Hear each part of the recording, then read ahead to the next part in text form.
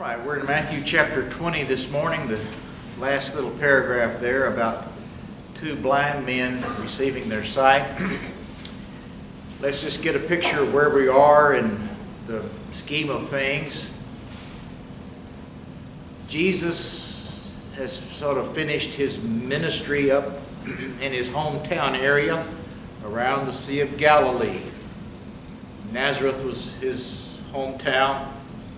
He did a lot of teaching, a lot of miracles. And now he's come down south around 60 to 70 miles to Jerusalem, the capital. We know that, where the temple is and the important place of Jerusalem. And he's come there to die. And he's told his 12, his close followers, I'm going to go to Jerusalem. And I'm going to be handed over to the Jewish authorities, and they're going to kill me, but I'm going to rise on the third day. And the 12 can't quite understand that. But they're on their way to Jerusalem, and they know that something is going to happen in Jerusalem. They don't know quite what, but Jerusalem is going to be the culmination of Jesus' life. Tensions are high, and they're on the way to Jerusalem. And we'll see real soon the confrontation between Jesus and the Jewish leaders.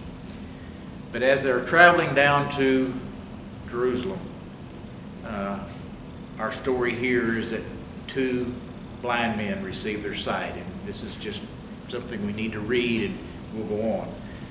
Verse 29 of chapter 20 of Matthew. As Jesus and his disciples were leaving Jericho, which was a town right on the way to Jerusalem, a large crowd followed him. Two blind men were sitting by the roadside, and when they heard that Jesus was going by, they shouted, "Lord, Son of David, have mercy on us." The crowd rebuked them and told them to be quiet, but they shouted all the louder, "Lord, Son of David, have mercy on us." Jesus stopped and called them. "What do you want me to do for you?" he said. "Lord," they answered, "we want our sight." Jesus had compassion on them and touched their eyes. Immediately they received their sight and followed him. These men knew that this was Jesus, the Son of David, the title for the coming Messiah. Somehow they knew that he could heal them, and they asked for that, and he did. And we see Jesus touch them. And there's a song that we sing, "He touched me." Yes. Jesus touched some people physically, but he touches all of us in our hearts if we have become his children. And let's always remember that.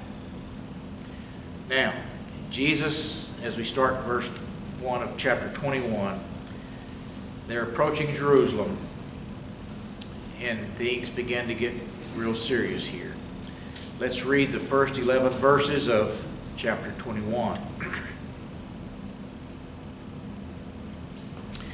As they approached Jerusalem and came to Bethphage on the Mount of Olives, Jesus sent two disciples, saying to them, "Go to the village ahead of you, and at once you will find a donkey tied there with her colt by her. Untie them and bring them to me. If anyone says anything to you, say that the Lord needs them, and he will send them right away." This took place to fulfill what was spoken through the prophet. "Say to the daughter of Zion, see, your king comes to you, gentle and riding on a donkey, and on a colt, the foal of a donkey." the disciples went and did as Jesus had instructed them. They brought the donkey and the colt, placed their cloaks on them for Jesus to sit on. A very large crowd spread their cloaks on the road, while others cut branches from the trees and spread them on the road. The crowds that went ahead of him and those that followed shouted, "Hosanna to the Son of David.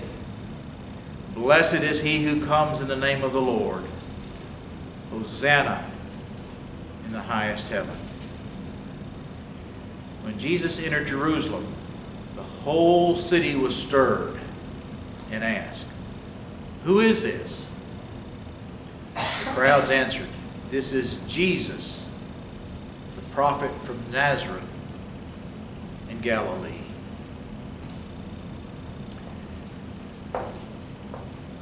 Jesus now comes to Jerusalem. This is the beginning of the final week. We call it the Passion Week because it's so emotional. And Jesus could have slipped in unannounced, unknown, but on purpose, Jesus orchestrated what I would call a poor man's parade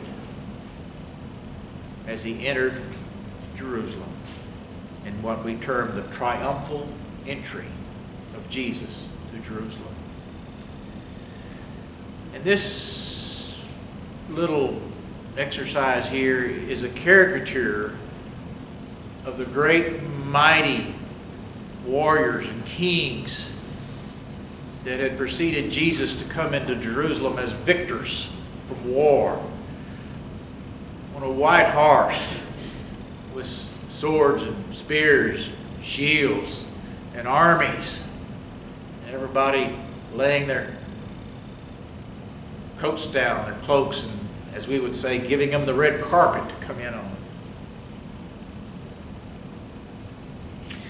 And here was Jesus riding a donkey, which was sort of insulting, but that's what he chose, because he was Jesus, the Son of God, more powerful than all the previous victors that had ever walked those streets into Jerusalem. Jesus orchestrated this in his wisdom for people to know he was there in Jerusalem. And the crowd shouted, "Hosanna," which is a song of praise, a word of praise, a word of salvation. Hosanna in the highest. Blessed is he who comes in the name of the Lord.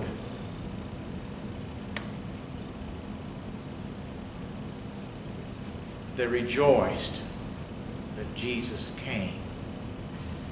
And they had to, the whole city was abuzz. Who is this guy? Who is this guy? Well, that's the prophet Jesus from Nazareth. And probably a lot of people said, "Oh, yes, we've heard of him. We've heard of him. We've heard of all he's done. But now he's here? Yes, he's here." That's who he is.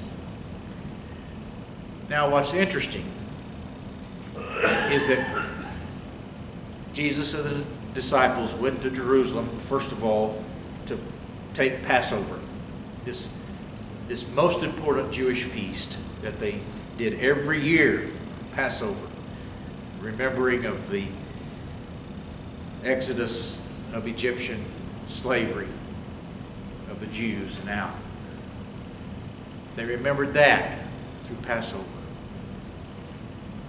At the end of Passover meal, they would always sing some hymns based on the Psalms of David. And one of the Psalms that they sang every year at the close of Passover was Psalm 118. And this is where Jesus quotes, this is where the people say, "Hosanna, King of David, to the Son of David. Blessed is he who comes in the name of the Lord." The people connected Passover. People connected praising God to Jesus. burned the Jewish leaders. It aggravated them because they were connecting Jesus with the praise of God. Now Jesus is here in Jerusalem. The common man on the street was saying, Hosanna in the highest, Jesus. This is our triumphal entry. Let me pause there. Any comment or question on that situation? All right. What does Jesus do next? He goes to the temple. And this is when he drives out the money changers. Let's read verses just 12 and 13 here. Verse 12. And Jesus entered the temple courts and drove out all who were buying and selling there. He overturned the tables of the money changers and the benches of those selling doves. It is written, he said to them, my house will be called a house of prayer, but you are making it a den of robbers. As the Jewish people were told to do, commanded to do, they migrated to Jerusalem for Passover. And they needed to offer their animal sacrifices, as they were supposed to do under the Old Testament law. But if I'm walking by foot for 30, 40, 50 miles, it's pretty hard to take an animal with me. So they were allowed to buy a little animal there at the temple to offer as a sacrifice. Especially for the poorer folks, they would buy a dove or a pigeon. So these pilgrims would come in and they would have coins from the hinterlands, or Roman or Greek coins, and that wasn't good enough for the temple buyers, the temple sellers here, so they would have to exchange it for temple money. And also then they were in the business, the Jewish leaders, of selling these little animals. And of course, they had a very high price to them because the pilgrims needed to buy something. And it was a closed shop. See, they couldn't just buy any little dove or any little pigeon. It had to be approved by the Jewish leaders. So this was exploitation at its best. It was a scam. It was a racket for these Jewish leaders, these money changers, these sellers, to take advantage of poor people coming to worship God. Now, we think Jesus did something very violent here, and he did. If you just think about it, people, turning everything over and everything, this caused a scene. Was this rash? Did Jesus lose his temper and fly off the handle, as we would say? Did Jesus have this violent eruption of a temper? Let's think about this. Here was Jesus, a good Jew. And he, as a good Jew, I'm sure, went to Passover every year in Jerusalem. And he was in his early 30s, we think. How many times had he seen this corruption take place? Every year, I'm sure, he saw this over and over and over again. This time, he did something about it. I'm sure it was well planned. It was thought out. We read in some of the other Gospels that Jesus took time to braid a whip. And when Jesus overthrew the tables and the benches of these money changers and the sellers, he had fire in his eyes, I guarantee you. And he meant business. He says, this is my Father's house. It should be a house of prayer. And you have made it a den of robbers. Yet no one laid a hand on him. No one touched him. He did this with the moral authority that he had. We say, but this is so un-Christ-like, Jesus. You're supposed to be meek. Meekness, as we studied earlier, is power under control, horsepower under restraint, to be used at the right time in the right way. That's meekness. And Jesus had the authority to do this, and he did it. The final time, his final week, his final year to do Passover. This is what he did. The Jewish leaders, I'm sure, even though they didn't stop him because they feared the people, they were steaming mad. There's a word we use, seething. You know, we say somebody is seething. I don't show it. I don't fly off the handle.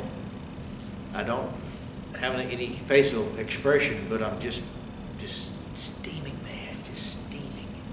Maybe you can see steam come out of my ears. The Jewish leaders were seething at Jesus. Who is this man? First of all, he came in and the people bowed down to him and spread their garments down in palm branches and said, "Hosanna, the highest." And now he comes in here and cleans out our temple. Who is this man? We got to do something. And you can see their wheels turning. We got to get rid of this man. He's turning the world upside down. All right, let's stop there a minute. Any question, comment on the cleansing of the temple? Yes, ma'am. Was it wrong for them to be selling it at the temple, or just because they charged too much? It was okay for them to sell, according to Old Testament law. They were probably, they were out in the courts, but they were probably a little bit too close to where the true worship activities were going. That might have been part of it. But mainly it was because they were taking advantage of the people, the dishonesty that was going on. Yes. This New Century Version says, my temple will be called a house for prayer, but you are changing it into a hideout for robbers. Hideout for robbers. Okay. Yes.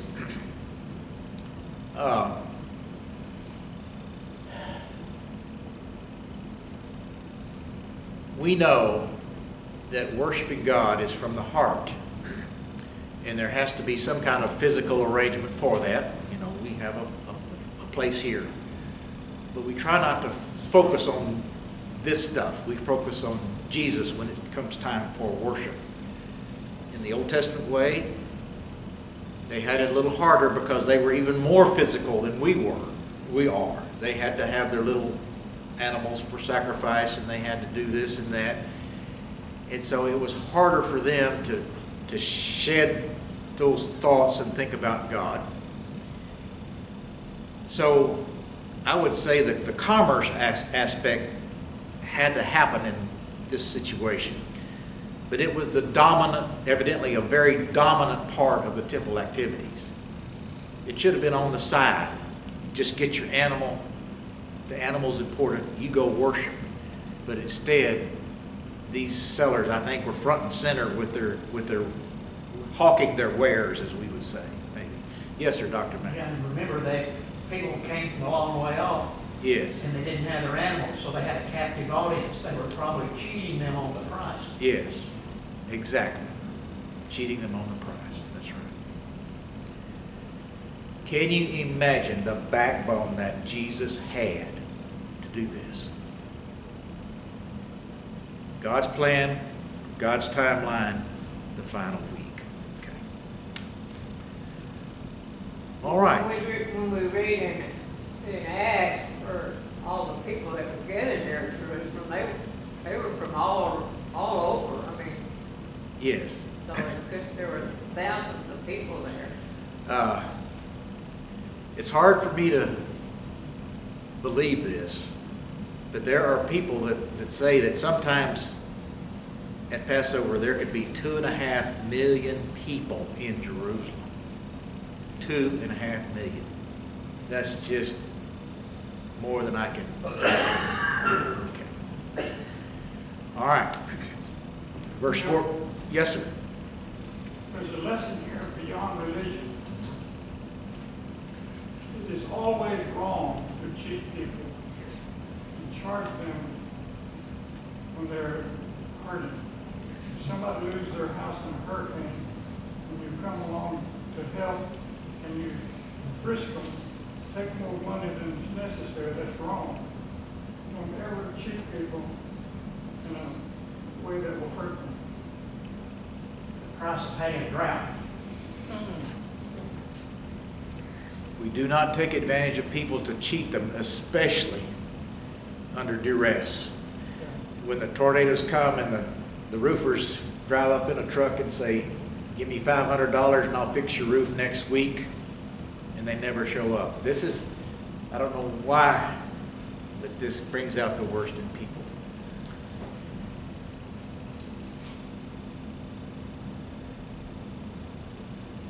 As we say, character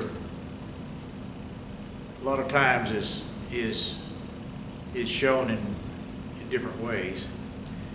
I remember in school reading about Abraham Lincoln, and this fascinated me. According, I guess it's true, that, what was it, he was a shopkeeper, and he went home after his work at the shop, and he realized he had charged somebody, 17 cents too much when he counted out his receipts for the day. He realized and he remembered that he charged somebody just a few little coins too much, and that night he walked to their house and gave it back to them.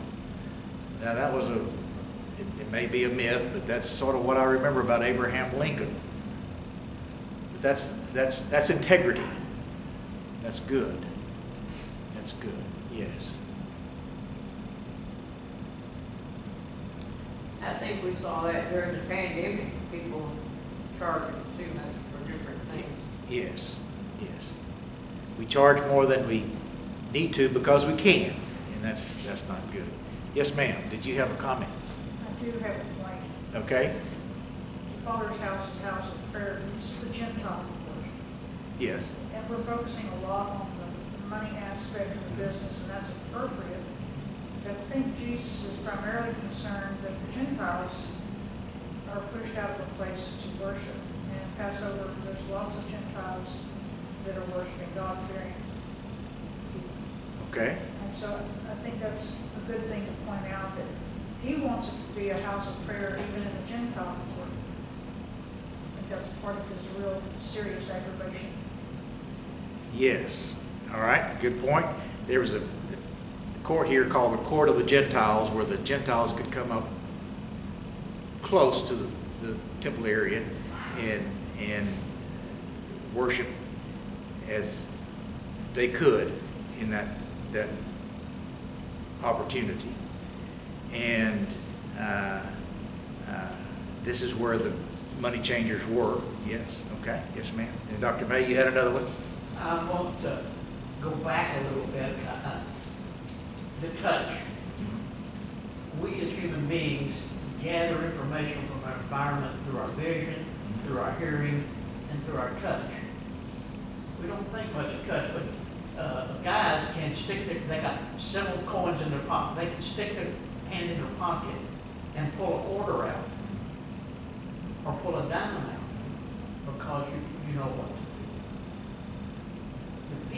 The sick people in that time had rules about touching sick people.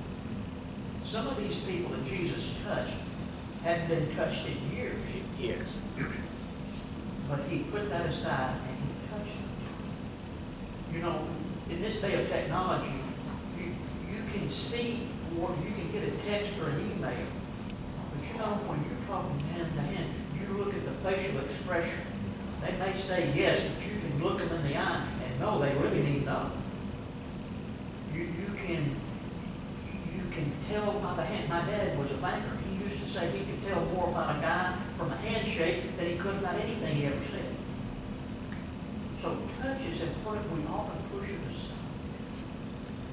When someone says they love you and they put their arms around it and give you a heartfelt hug, you learn something. Yes. The lepers, of course, in Jesus' day were untouchable. That's what they were called, the untouchables. And yet Jesus touched the lepers when he healed them. Yes. Thank you. Anything else? All right. After the cleansing of the temple, verse 14, the blind and the lame came to him at the temple, and he healed them. But when the chief priests and the teachers of the law saw the wonderful things he did, and the children shouting in the temple courts, "Hosanna to the Son of David," they were indignant. They were angry. "Do you hear what these children are saying?" they asked him. "Yes," replied Jesus. "Have you never read, 'From the lips of children and infants, you, Lord, have called forth your praise'?" And he left them and went out of the city to Bethany, where he spent the night. People came to Jesus there in the temple courts, and he healed them. He took care of them. And the Jewish leaders watched him do all this. And these children that had said "Hosanna to the King" in the parade previously were saying that again, "Hosanna to the Son of David." And the Jewish leaders were incensed again. They were angry. And they asked Jesus, "Do you hear what these children are saying to you?" And he says, "Yes, I do. Have you never read that even from the lips of infants, children, little babies will come praise to God? Even little infants will recognize God, in this case, the Messiah." And I'm sure that just made them angrier when Jesus told them that. Haven't you ever read that? That was sort of a point of exasperation on Jesus' part. You don't know that? Have you never read that? That even little babies are going to know to praise God. So why should you ask me to quiet my people? Not going to happen. Jesus left, went to spend the night. All right, what happens the next morning? Here's a fig tree, verse 18. Early in the morning, as Jesus was on his way back into the city, he was hungry. And seeing a fig tree by the road, he went up to it, but found nothing on it except leaves. And then he said to it, "May you never bear fruit again." Immediately the tree withered. When the disciples saw this, they were amazed. "How did the fig tree wither so quickly?" they asked. Jesus replied, "Truly I tell you, if you have faith and do not doubt, not only can you do what was done to the fig tree, but also you can say to this mountain, 'Go, throw yourself into the sea,' and it will be done. If you believe, you will receive whatever you ask for in prayer." This is a little bit odd. Jesus has a demonstration with a fig tree. Usually he's interacting with people and activities around him, but this is a poor fig tree. It says he's hungry the next morning. He's walking back into Jerusalem. And he says, "Oh, here's a fig tree. Let me go get something to eat." And even though it may have been early in the spring, they were making little buds, and that was something that they would eat quite readily. And he looked and searched and didn't find anything but just leaves. No little buds. No little immature figs. And Jesus then said, well, may you never bear fruit again. The fig tree wilted. The disciples were quite amazed and said, wow, what happened here? And he said, if you have faith, you can do great things. In fact, you can do something as absurd as moving a mountain into the sea, which is a way of saying things that are not humanly possible if you have faith. But Jesus, what do you mean by all of this? Jesus was sort of maybe acting out a little parable here. You see, we know what fruit is. Throughout history, biblically, fruit means what we produce, good works, following God. And we hear this over and over and over again. Produce fruit worthy of repentance, as John the Baptist told people. We see this. And you see, the fig tree sometimes represents Israel, the nation of God. It was fruitless. Nothing but just leaves. And he caused it to wither. And this could be a demonstration lesson, we don't know, that says, spiritually, you need to produce fruit. If not, you'll die. You'll wither up and die. But if you have faith, and faith is connected to God, you can do things that are humanly impossible, such as even figuratively casting a mountain into the sea. All right. That's our fig tree lesson. Any comment or question here? Yes, ma'am. We all know that Jesus wanted figs. He could have had figs. He could have just made them pop right out Okay. on that question. But he had a different lesson to teach us. If Jesus wanted figs, he could have miraculously produced figs right there. But he wanted to do this object lesson, right? For them. That's right. Good point.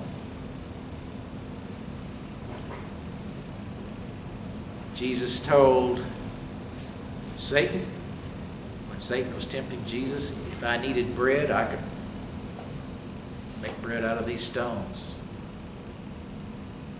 Don't need it. Okay.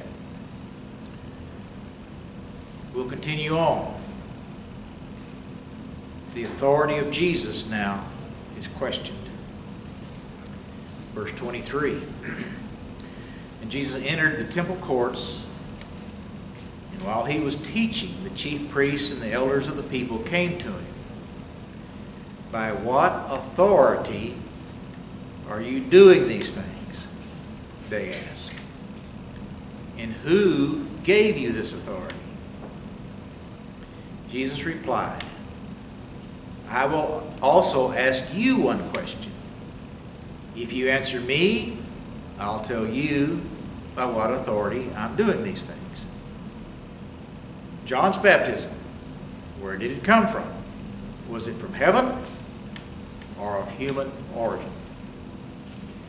They discussed it among themselves and said, if we say from heaven, he will ask, then why didn't you believe him? But if we say of human origin, we're afraid of the people, for they all hold that John was a prophet.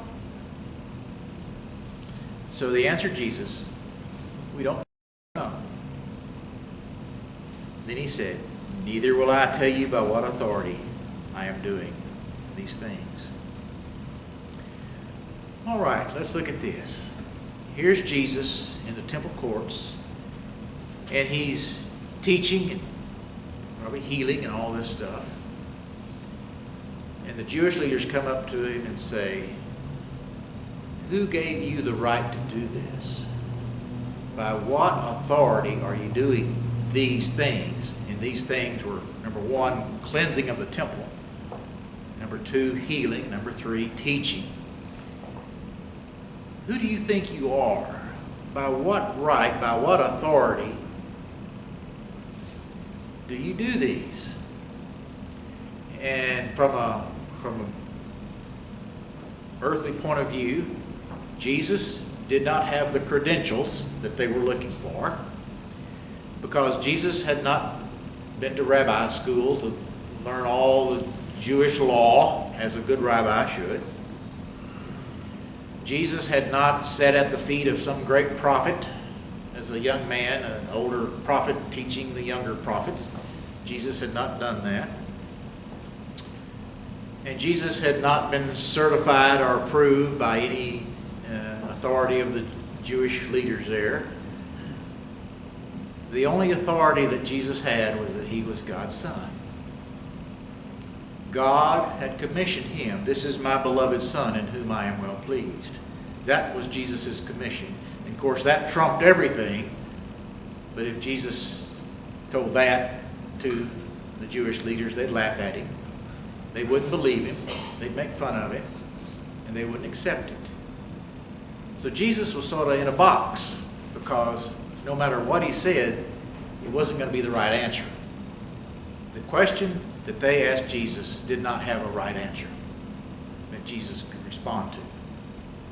Jesus was in a box. So he turned the tables and says, okay, I'm going to ask you a question. If you answer me, then I'll answer you. What about John's baptism? John the Baptist's baptism. This crazy man out here in the wilderness saying, repent, for the kingdom of heaven is at hand. And there were hordes of people that came out and heard him and believed him, and confessing sins that were baptized. And this figure, this example, this expression of their repentance was baptism. And as we read in Scripture, John preached this repentance for the forgiveness of sins. This repentance, this inside turnover, this inside change that we all go through when we believe. What about John's baptism? Was it from God or from man? So they had to huddle up and say, oh my goodness, if we say from God, then he's going to say, well, why didn't y'all believe John the Baptist? If we say, well, it was just from man, human beings just thought it up, well, we can't say that because the people think John the Baptist was a prophet, so we're in a pickle.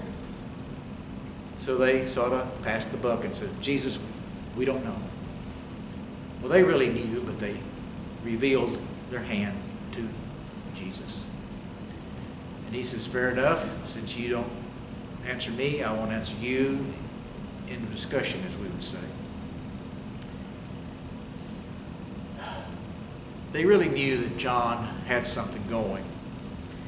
They just didn't want to say it because it incriminated themselves.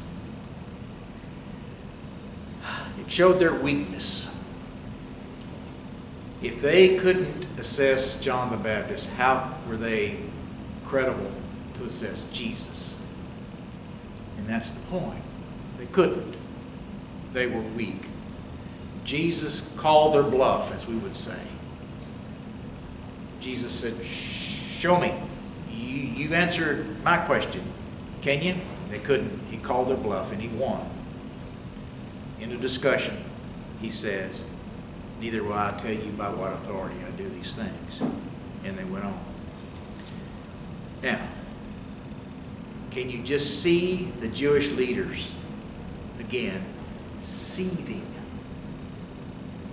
just burning with slow anger at this man who confronts them every time, confronts them, and Jesus wins. The tension builds the final week as we'll go on. All right, our time is up. Any last comment or question on this last section?